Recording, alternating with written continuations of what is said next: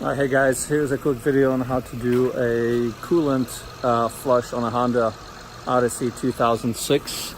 The Honda Odyssey has a couple of different points where you can drain the coolant. The two main ones are one right here underneath the radiator, and another one is toward the end of the engine block. I'm going to show you where those points are and how to get the coolant flushed. So once you have the car up and secured, you can get under the car, and there is this little butterfly plastic nipple that you're gonna have to turn. It's something you can just do by hand. You don't really need a tool for that, but it is a little bit of a tough nut to crack. But once you have that open, you just loosen it by hand, and then the coolant comes out through here. So then get a catch reservoir for afterwards to get everything caught up. So afterwards, when you're done, if you would like to do another flush, and this is the secondary point on the engine block.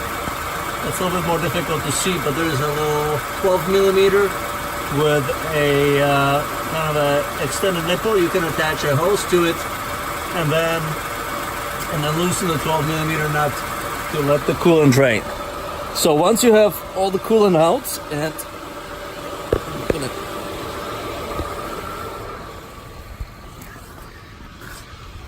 once you have all the coolant drained, you will close all of your exit points, and then you can buy one of these nifty little attachments that just attaches. It comes with this little yellow extension and an attachment that just replaces the top of the reservoir, and then it allows you to put coolant in. Once you have filled the coolant and you no longer see any air bubbles, that means that most of the coolant has been absorbed into the cooling block. However, it is recommended that at this point you warm up the engine to the operating temperature and you crank up the heat to max heat, and wait until the engine has been warmed up.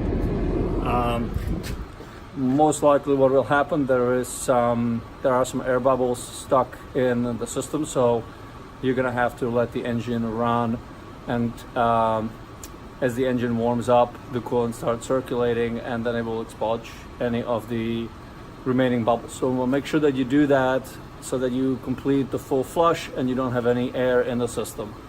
And that's about it. If you like the video, subscribe, and I will post more content.